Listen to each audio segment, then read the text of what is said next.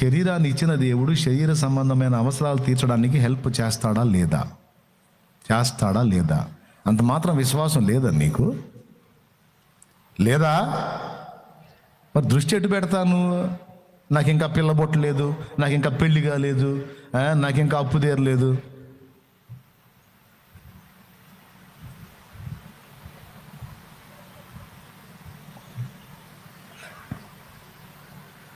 అసలు ఆ మెట్టు దాటావు నువ్వు. వాటి కోసం ఆలోచించేంత సీను వాటికి లేదు, నువ్వు ఆలోచించేంత సీను. ఇప్పుడు నా స్థాయికి నేను ఏదన్నా అప్పు గురించి ఆలోచించే సీన్ ఉందా? అప్పుకి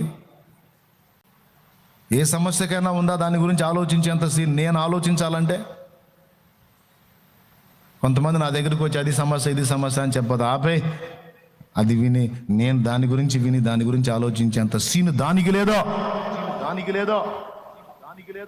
నా స్థాయి వేరు, నన్ను దేవుడు ఉంచిన స్థాయి వేరు. నా స్థాయికి తగ్గ ఆలోచనలు నేను చేయాలి.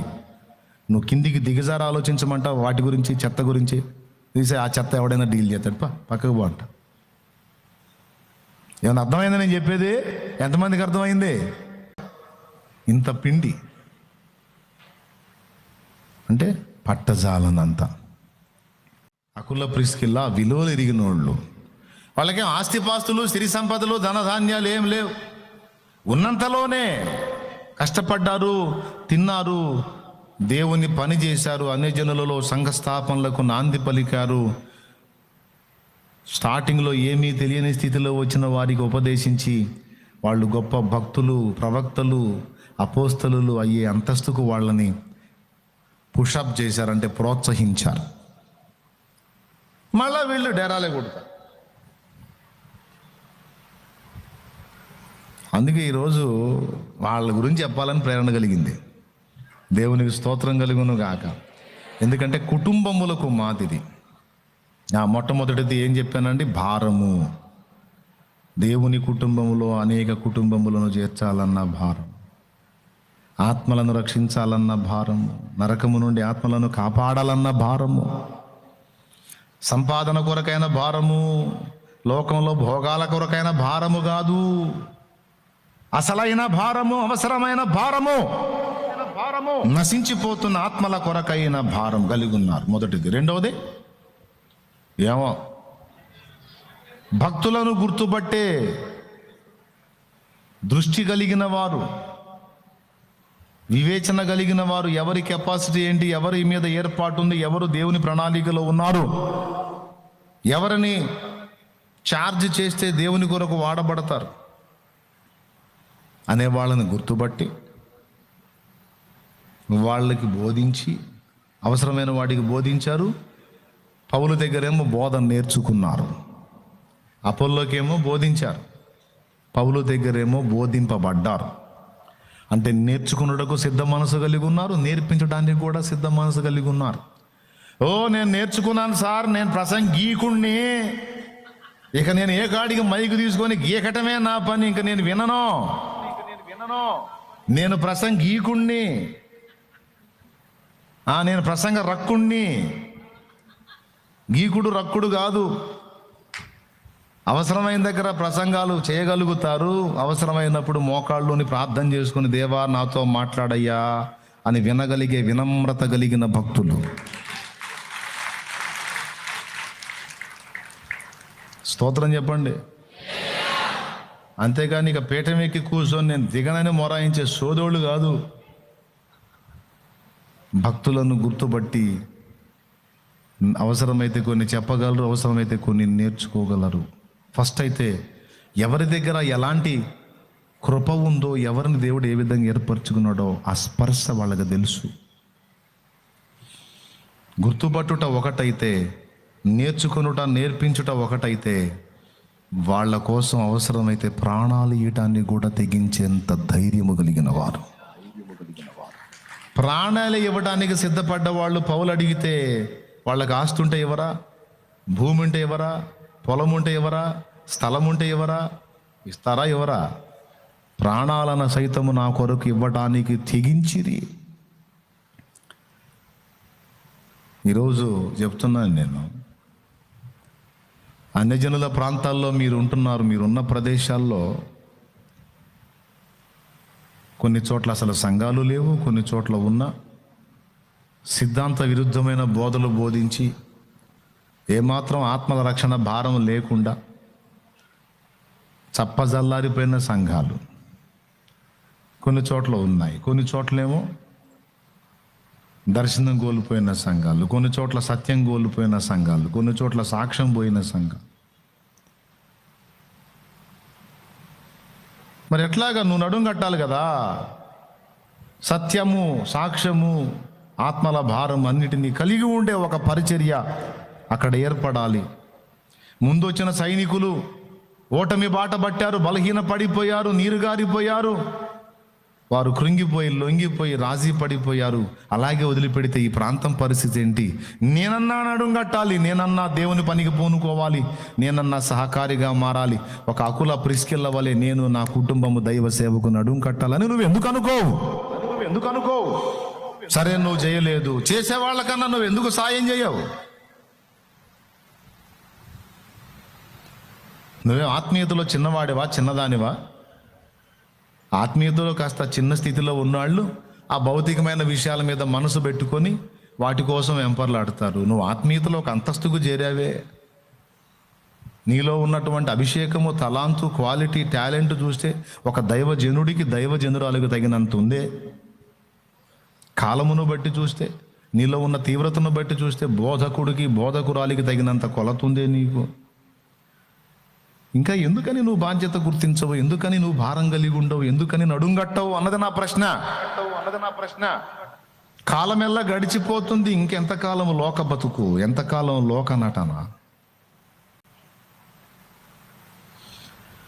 కాలమెల్ల గడిచిపోయే చాలు నింక లోక బ్రతుకు అని ఆయనన్నా పాడుకున్నాడు. నువ్వు అది కూడా పాడట్లా. కాలం అంతా కరగదీసి ఆడబెట్టేసుకుంటున్నావు. చివరికి ఏం మిగిలిద్ది నీకు? ఒకసారి ఆలోచించండి బిడ్డలారా. ఆత్మీయతలో పసిపిల్లలకు చెప్పట్లా నేను. ఆత్మీయతలో పసిపిల్లల మైండ్ అంతా కూడా కూటానికి వచ్చి కూర్చున్నా కూడా నా అప్పు ఎప్పుడు తీరిద్దో, నా సమస్య ఎప్పుడు పోయిద్దో, నాకు ఉద్యోగం వచ్చిద్దో రాదో, నాకు పెళ్ళి అయిద్దో కాదో, పిల్ల పుట్టిద్దో పుట్టదో, ఈ టైప్ ఆఫ్ మైండ్లో ఉన్న వాళ్ళంతా పసిపాపలు. వాళ్ళ మైండ్ అంతా కూడా భౌతిక ప్రయోజనాల కోసం ఆధారం చేసుకొని దేవుణ్ణి సేవిస్తూ ఉంటారు. వీళ్ళంతా పసికందులు. కానీ నువ్వు పసికందువు కాదే. ఏది ప్రాముఖ్యమైనదో, ఏది శ్రేష్టమైనదో, ఏది అవసరమైనదో దేనికోసం పాటుపడాలో ఎరిగిన దానివి కదా నువ్వు, ఎరిగిన వాడివి కదా నువ్వు. నువ్వెందుకు నడుంగట్టావు? నువ్వెందుకు సాహసం చెయ్యవు? నువ్వెందుకు దేవుని పనికి పూనుకోవు? అంటే అన్నయ్య నాకేం ట్రైనింగ్ లేదన్నయ్య. ట్రైనింగు తమరి బొందా. ఏం ట్రైనింగ్ అమ్మా? నాకు అర్థం కాదు. నువ్వెందుకు యేసు ప్రభుని గుర్తెరిగావో నీకు తెలుసు కదా. యేసులో ఉన్నదేందో, గతంలో నువ్వు సేవించిన వాటిలో లేనిదేంటో నీకు అర్థమైంది కదా. యేసుని గురించి ప్రకటించడం నీకు తెలుసు కదా. ఎలా ఉండాలో ఎలా ఉండకూడదో నీకు తెలుసు కదా. నీతి నియమాలు నీకు తెలుసు కదా. ఇన్నాళ్ళు ప్రసంగాలు విన్నావు కదా. మరి ఇన్ని సంవత్సరాలు దేవుని మందిరంలో కూర్చొని నువ్వు విన్నదేంటి? ట్రైనింగ్ కాదా? వెర్రిమొహమా? మరి ట్రైనింగ్ కాకపోతే ఎందుకు వచ్చావు? బైబుల్ తీసుకొని సరదాగా టైం పాస్ చేయడానికి వచ్చావా? మరి ఇన్నాళ్ళు నువ్వు విన్నదేంది? నువ్వు పొందిందేంది? ఇంకా ట్రైనింగ్ ఏంది? ఆత్మ కృపావరాల గురించి నీకు తెలుసు, దైవిక ప్రేమ గురించి నీకు తెలుసు, క్రీస్తు త్యాగం గురించి నీకు తెలుసు, దైవ త్రిత్వాన్ని గురించి నీకు తెలుసు, విశ్వాసాన్ని గురించి నీకు తెలుసు, మారు మనసును గురించి నీకు తెలుసు, మృతుల పునరుద్ధానాన్ని గురించి నీకు తెలుసు, నిత్యమైన తీర్పును గురించి నీకు తెలుసు, పరిశుద్ధాత్మ అభిషేకాన్ని గురించి నీకు తెలుసు, ఆత్మయందలి బలాన్ని గురించి నీకు తెలుసు, యేసు దేవత్వం గురించి నీకు తెలుసు, యేసు మానవత్వాన్ని గురించి నీకు తెలుసు, సాతాను పుట్టుపూర్వోత్తరాలు నీకు తెలుసు, దుష్టుని కార్యకలాపాలు నీకు తెలుసు, వాడి కదలికలు నీకు తెలుసు, వాడి ఎత్తుగడలు నీకు తెలుసు, వాటిని ఎలా చిత్తు చేయాలో నీకు తెలుసు, పరిశుద్ధ జీవితపు విలువను నీకు తెలుసు. ఇన్ని సంవత్సరాలు మరి ఏమి విన్నావు చర్చిల్లో కూర్చొని? హస్త నిక్షేపణం అంటే ఏంటో నీకు తెలుసు. సత్య విషయమైన రోషం అంటే ఏంటో నీకు తెలుసు. అపోస్తలులకు దేవుడు అప్పగించినటువంటి బోధ ఏమిటో నీకు తెలుసు. దానికోసం పోరాడాలో లేదో కూడా నీకు తెలుసు. ఆత్మలను రక్షించడానికి ఏ విధమైన రీతిలో అడుగులు వేయాలో నీకు తెలుసు. అన్యజనులు హట్ కాకుండా వారికి ఎలాగా దైవిక ప్రేమ కలిగి సత్యం చెప్పాలో నీకు తెలుసు. అన్ని నేర్పించాను కదా సంవత్సరాలుగా. ఆన్లైన్లో వినేవాళ్ళు, ఇక్కడ కూర్చున్నోళ్ళు ఆన్లైన్లో వినేవాళ్ళు ఇప్పటి నుంచి వింటున్నారా? ఆన్లైన్ ఎప్పటి నుంచి స్టార్ట్ అయింది? 2020 నుంచి స్టార్ట్ అయింది. 2020 మార్చే కదా నాయన? అయ్యా మార్చే 22 కదా. ఇవాళ తారీఖు ఎంత? ఖచ్చితంగా ఇంకా 2 రోజులకి.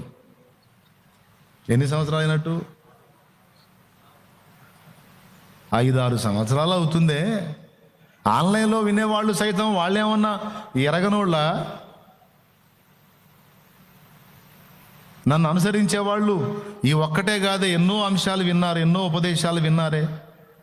వందలాది వేలాది ఉపదేశాలు అందులో నిండిపోయి ఉన్నాయి కదా. 6 సంవత్సరాలుగా ఉపదేశం విన్నారు, 5-6 సంవత్సరాలుగా వింటా ఉన్నారు. ఇంతవరకు అతి గతి లేదు. సేవ ఎందుకు చేయమంటే ట్రైనింగ్ చేయలేదు అన్నయ్య. నీ ట్రైనింగ్ తగలయ్యా. మరి ఇన్ని సంవత్సరాలు నువ్వు చేసింది ఏంది? ఇన్ని సంవత్సరాలు నువ్వు విన్నదేంది? 6 సంవత్సరాలు విన్నది పుష్పటాక్ అయిపోతే ఒక 6 నెలలు నువ్వు చేసే ట్రైనింగ్ మాత్రం ఉంటుందా? నాకు తెలుసు నీ సంబడం. దేవునికి స్తోత్రం కలుగును గాక. గట్టిగా చెప్పండి. పౌలు ఏం ట్రైనింగ్ చేశాడు? కేఫా ఏం ట్రైనింగ్ చేశాడు? అపోల్లో ఏం ట్రైనింగ్ చేశాడు? అకుల ప్రిస్కల్ ఏం ట్రైనింగ్ చేశారు? వాళ్ళు ఏ కాలేజీలో ట్రైనింగ్ చేశారు? ఎన్ని సంవత్సరాలు ట్రైనింగ్ చేశారు? హడ్సన్ టేలర్ విశ్వవిద్యాలయంలో ట్రైనింగ్ చేశారా? ఏ యూనివర్సిటీలో ట్రైనింగ్ చేశారు బ్రదర్? గుండెలో భారం ఉంటే బ్రదర్, గుండెలో భారం ఉంటే, సత్యం కొరకైన తపన ఉంటే, ఆత్మల కొరకైన భారం ఉంటే ఇన్ని సంవత్సరాల ఉపదేశం చాలు బ్రదర్. లాజిక్ స్విచ్ ఆఫ్ అయిపోయింది బ్రదర్. నేను చెప్పిన పాయింట్ అర్థమైందా బ్రదర్ మీకు? ఎప్పటికో ఇప్పుడు అర్థమైంది కదా. ఇన్నాళ్ళు ఎడిపోయింది. ఇప్పుడు నేను చెబితే నీకు అర్థం. ఓరి నిజమే కదా. మరి వారం వచ్చి మందిరంలో కూర్చొని ట్రైనింగే కదా మనం పొందుతుంది, ఉపదేశమే కదా మనం పొందుతుంది. ఎందుకు పొందుతున్నాం? సేవ చేయడానికే కదా, ఆత్మ రక్షించడానికే కదా, ఆత్మల్ని బలపరచడానికే కదా, ఆత్మలకు సత్యం బోధించడానికే కదా. మరి ఇన్నాళ్ళు చేసింది ఏంది మందిరంలో కూర్చొని?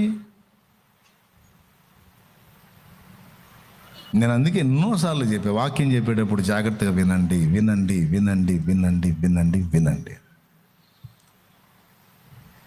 చాలా సంగతులు నేర్పించాను. తప్పుడు బోధలు ఎత్తి వాటిని ఖండిస్తూ కూడా ఉపదేశాలు చేశాను. సత్యం గురించి మీకు ఎన్నోసార్లు బోధించాను. ఏమండి? ఒక పక్క నేర్చుకుంటూనే మరో పక్క నేర్పించే ప్రక్రియ అకుల ప్రిస్కిల్లా చేశారు. నువ్వు నడుంగట్టావా? ఇన్ని సంవత్సరాలు విన్నావు. అది ఇన్ని సంవత్సరాలు విన్నా కూడా ఇంకా నువ్వు ఆ శరీర సంబంధమైన వాటి కోసమే ప్రభువుని వెంబడిస్తే ఎంత చండాలం. నువ్వు అది చెప్పు ఒక మాట. శరీరాన్ని ఇచ్చిన దేవుడు శరీర సంబంధమైన అవసరాలు తీర్చడానికి హెల్ప్ చేస్తాడా లేదా? చేస్తాడా లేదా? అంత మాత్రం విశ్వాసం లేదా నీకు? లేదా? మరి దృష్టి ఎటు పెడతాను? నాకు ఇంకా పిల్లబొట్టు లేదు, నాకు ఇంకా పెళ్లి కాలేదు, నాకు ఇంకా అప్పు తీరలేదు.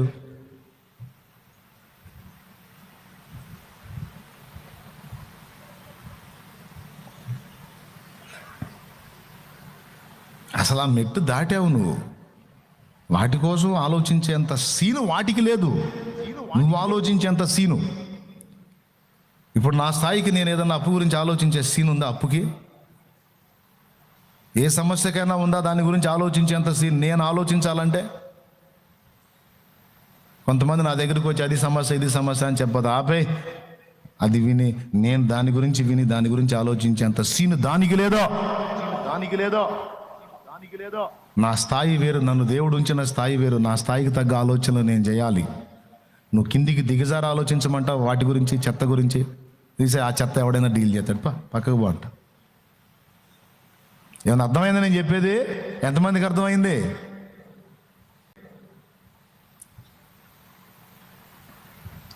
మరి నువ్వు ఏ స్థాయిలో ఉన్నావు? అల్పమైన వాటి కోసం ఇంకా జుట్టు బీక్కునే స్థాయిలో ఉన్నావు. అట్టయితే పసి పాపవు నువ్వు. సంవత్సరాల క్రితం నుంచి నువ్వు ఉపదేశం వింటున్నప్పటికీ నువ్వు లోపలికి తీసుకోలేదు, అంత పైనే ఉన్నావు. ఒక పసి పాపవి నువ్వు. కొరింథీ సంఘ విశ్వాసుల టైపు నువ్వు.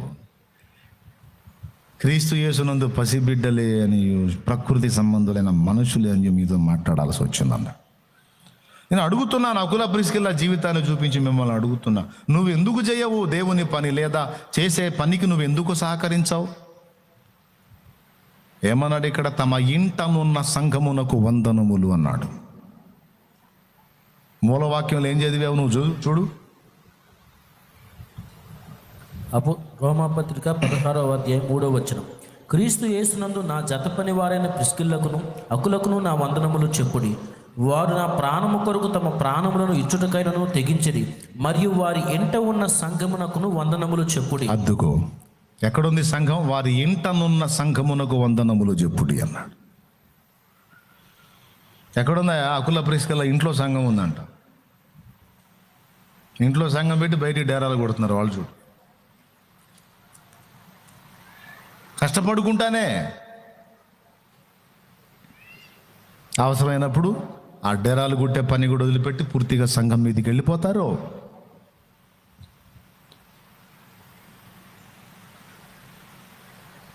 నువ్వు పసికందువా? ఉపదేశం వినని వ్యక్తివా? ఎలాంటి ఉపదేశాలు విన్నావు నువ్వు? ఎలాంటి చోట ఎదిగావు నువ్వు? ఎలాంటి ఉపదేశాలకు కనెక్ట్ అయి నేర్చుకున్నావు నువ్వు? నాకేం తెలియదండి అంటానికి సిగ్గుందా? మనకు సిగ్గుండాలి కదా. నాకేం తెలియదండి అంటానికి. తెలియదు అంటే సంవత్సరాలుగా వచ్చి కూర్చున్నావు కానీ హృదయంలోకి దేన్ని పోనీని అర్భకుడుగా అర్భకురాలుగా ఉన్నావు నువ్వు.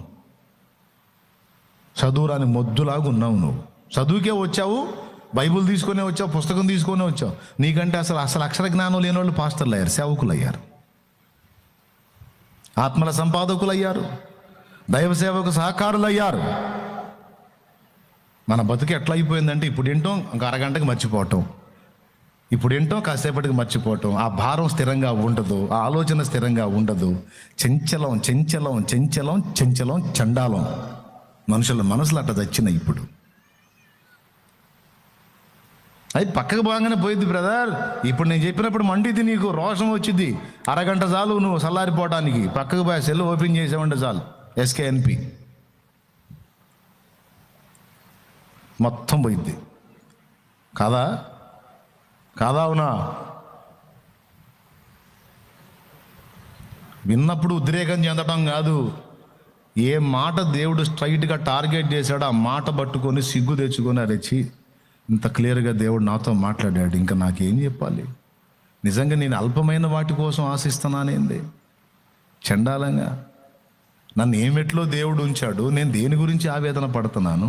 అసలు వాటి గురించి నేను ఏడవటం ఏంది? అసలు నా దేవుడు అసమర్థుడు అయితే కదా, నా దేవుడు చేతగానుడు అయితే కదా, నా దేవుడు సహాయం చేయలేని వాడు అయితే కదా నేను ఈ అప్పులు అది ఇది అని చెత్త గురించి నేను దిగులు పడాలి? నాకు అవి ఉన్నాయని నా తండ్రికి తెలిసి కూడా ఎందుకు మౌనంగా ఉన్నాడు? చేస్తాడు. నేను ఆయన యందు విశ్వాసం ఉంచుచున్నాను అని ఒక్క మాట ఆయన ముందు పెట్టేసి నువ్వు ఆయన దృష్టి మీద, ఆయన కార్యాల మీద దృష్టి పెట్టు.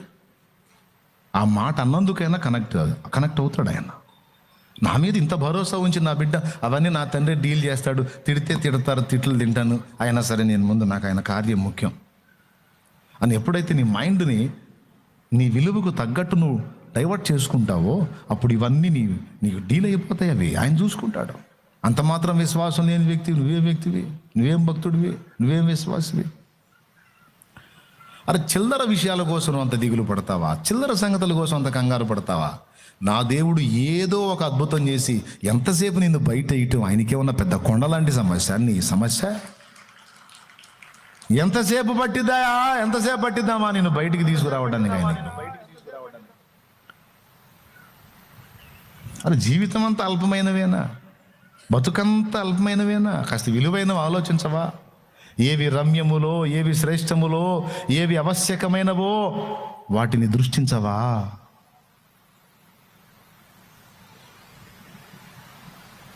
కనీసం ప్రార్థన చేయి, నాకు తెలివి దయచేయ, మరీ సోది మైండ్ అయిపోయింది నాది, మరి మొద్దు మైండ్ అయిపోయింది, మొద్దును అని దేవదాసాయి గారు పాడినట్టు అట్టన్నా పాడుకో.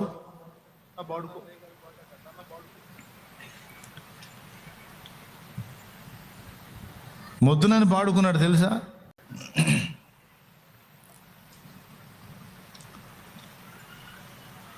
కొద్ది నరుడను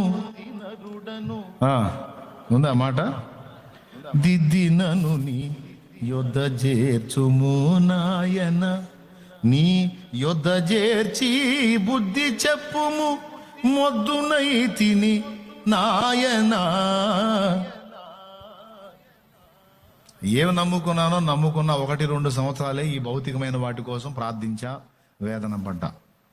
తర్వాత దేవుడు దర్శించి మనోనేత్రాలు వెలిగించి పూర్తిగా తేటపరిచిన తర్వాత అప్పులు తిప్పలు బాధలు సమస్యలు నిందలు అవమానాలు వీటి గురించి నేను ఆలోచించేంత సీను వాటికి లేదు. షాలేం రాజు అనేవాడు ఒకడు ఆలోచించాలంటే వాడు ఏ సమస్య గురించి ఆలోచించాడో ఆ సమస్యకు ఆ కెపాసిటీ ఉండాలి. ప్రతి చెత్త కోసం షాలేం రాజు ఆలోచించడం ఏంటి? పిచ్చి కాకపోతే అనేది నా ఫీలింగ్. మరి నీ సంగతే? అరే గోరంత దానికి ఏమండి, పావలా బిళ్ళ అంత దానికి ఎప్పుడు ఎదుగుతావు? పోనీ దేవుని ముందని నాకు తెలివి లేదని ఒప్పుకొని ప్రార్థన చేసుకో. దేవుడన్న నీ మనోనేత్రాలు వెలిగించి ఏవి శ్రేష్టమైనవి అవి నీ దృష్టికి తీసుకొస్తాడు. అందుకోసం పరిగెత్తుతూ కానీ చిన్నపిల్లల బతుకంతా తగలేవాకు. ఆత్మీయ పరిపక్వత లేని అంధకార సంబంధిలాగా అట్టడుగున బడి ఉండవాకు. నువ్వు సిద్ధపడు. అకుల ప్రిస్కిల్లలాగా నువ్వు నీ ఫ్యామిలీ దేవుని పని చేయాలి. లేదా జరుగుతున్న దేవుని పని చేసే భక్తులు అపోల్లో పౌలు లాంటి వాళ్ళు ఎవరైనా నీకు అందుబాటులోకి వస్తే వాళ్ళ కోసం నీ కలిగినది త్యాగం చేసైనా సరే దేవుని పని నిలబెట్టడానికి నడుం కట్టాలి. ఎన్నిసార్లు చెప్పా, నీకు దేవుడు 4 స్థలాలు ఇచ్చాడు. యథార్థ హృదయంతో ఒకటి కేటాయించు దేవుని కొరకు. అవసరమై అక్కడ దేవుని మందిరం కట్టాతైతే, సంఘం కట్టాతైతే ఆ ల్యాండే, లేకపోతే దాన్ని అమ్మి పడేసి ఎక్కడ ఇంకో చోట తీసుకొని ఇవ్వు. అకుల ప్రిస్కిల్లాలు నా నిమిత్తమ తమ ప్రాణమైనా పెట్టడానికి ఇష్టపడ్డారు. దైవజనుడి నిమిత్తం నిన్ను ప్రాణం పెట్టమంటల్లా. వాళ్ళైతే దైవజనుడి కోసం ప్రాణం పెట్టడానికి ఇష్టపడ్డా. నేను దేవుని కోసం నీ కలిగింది త్యాగం చేయమంటున్నా. నీకు దేవుడు ఏదన్నా ఇచ్చుంటే అందులో ఒకటి దేవుని కొరకు కేటాయించు. అన్నా ఇదిగో ఆత్మీయుడైన వాడిని ఒకని పంపు, సేవకు నేను సహకారిగా ఉంటాను. అకుల ప్రిస్కిల్లలాగా అపోల్లోకి పౌలుకి ఎలాగైతే వారు సహకారులుగా ఉన్నారో నేను అలా ఉంటానన్నా. పంపన్నా, నా ప్రాంతము పాడైపోతుంది. నా వంతు నేను నిలబడతాను. నమ్మకమైన దైవ జనును ఒకని పంపు, నేను చేస్తాను దేవుని పని, సహకరిస్తాను. అంటే దేవుని కొరకు త్యాగం చేయటం, దేవుని కొరకు ఒకటి ఇవ్వటం, దేవుని కొరకు దాతృత్వంతో పిడికిలి విప్పటం వ్యర్థమని మీరు అనుకొనుచున్నారా? ఎంత అవిశ్వాసులండి. అంటే దేవుని కొరకు ఒకదాన్ని త్యాగం చేసి అంతటితో లైఫ్ పోతుందని అనుకుంటున్నారా? మీరు అవిశ్వాసులు గాక విశ్వాసులా? ఓబేదేదోము ఇంట యెహోవా మందసము ఉండిన దినము మొదలుకొని యెహోవా ఓబేదేదోము ఇంటిని ఆశీర్వదించుచు వచ్చనను మాట దావీదు వినే.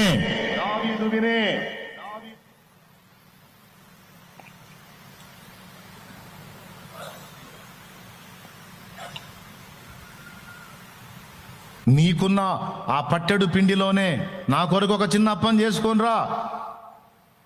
పట్టెడు పిండి ఎన్నేళ్ళు వస్తుంది, ఎన్ని సంవత్సరాలు వస్తుంది, ఎన్ని నెలలు వస్తుంది, ఎన్ని వారాలు వస్తుంది అకాయ్? పట్టెడు పిండి ఉన్నదే పట్టెడు పిండి. ఒక్క రొట్టె కాదు సరిగ్గా చేస్తే. కానీ అందులోనే నాకు ఒక చిన్న అప్పం చేసుకునిరా. నేను దైవ ప్రతినిధిగా ఉన్నాను, దైవజనుడుగా ఉన్నాను. నా చేతికి అంత చిన్న అప్పం పెట్టినా అది దేవుని చేతికి వెళుతుంది. దేవుడు తీసుకుంటే నీ దగ్గర నుంచి కృతజ్ఞత చూపక మానడు. దేవుడు నీ వద్ద నుండి ఏ కొంచెమైనా పొందితే నువ్వు పట్టజాలనంత విస్తారంగా ఇస్తాడు. పిచ్చిదానతే.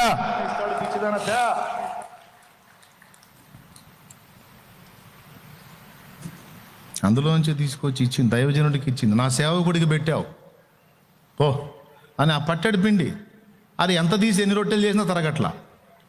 ఆ బుడ్డిలో కొంచెం నువ్వు ఎన్నిసార్లు ఎన్ని రొట్టెలకు పోసినా తరగట్ల.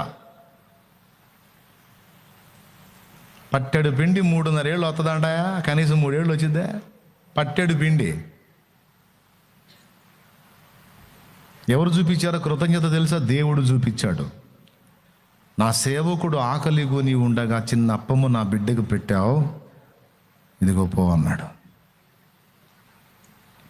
పట్టెడు పిండి ఎక్కడ? 3 సంవత్సరాల పైచిలుకు రొట్టెలు ఎక్కడ? ఎన్ని క్వింటాల పిండి ఉండి ఉంటుంది?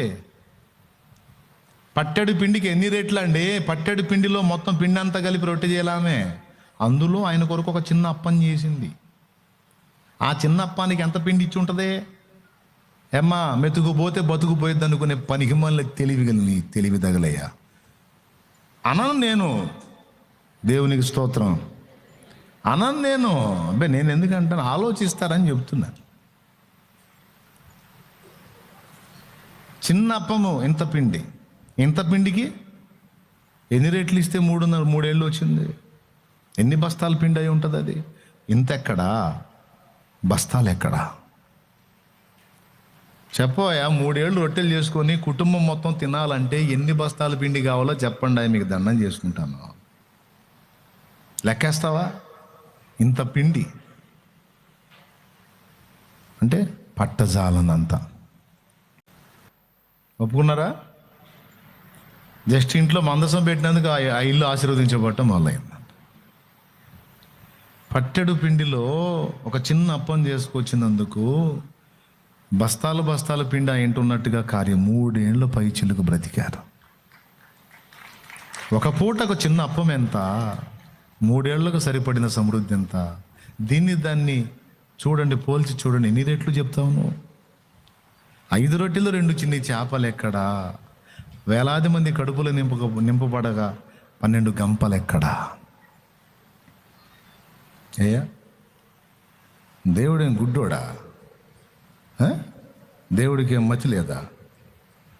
దేవుడికి ఏమన్నా బ్లర్ వచ్చి కళ్ళజోడు పెట్టుకున్నాడు? అయ్యా బాయ్ ఎంత ఇచ్చాయో అర్థం కావట్లేదు అంటానికి ఏమన్నా? చూచుచున్న దేవుడు ఆయన. మన బుద్ధిని, మన మనస్తత్వాన్ని, మన త్యాగపూరితమైన హృదయాన్ని, మన వ్యక్తిత్వాన్ని ఎక్స్రే చేస్తాడు ఆయన. నమ్మదగిన దేవుడు ఆయన. హృదయ విశాలత ఎక్కడ? మళ్ళీ వ్యర్థమైన వాటికి అన్నిటికీ పెట్టుకోవడానికి మైండ్ పెడతారు. కానీ అరే, దేవుని పని జరగాలి, ఇక్కడ సంఘం కట్టబడాలి, ఇక్కడ మందిరం కట్టబడాలి, ఇక్కడ పరిచర్య ఏర్పడాలా, నేనున్నా పోయినా నా తండ్రి బలిపీఠం ఇక్కడ ఒకటి ఉంటే ఎప్పుడు ప్రార్థన, కృతజ్ఞతాస్తుతులు నా గ్రామం పక్షంగా, నా పట్టణం పక్షంగా, నా ఊరి పక్షంగా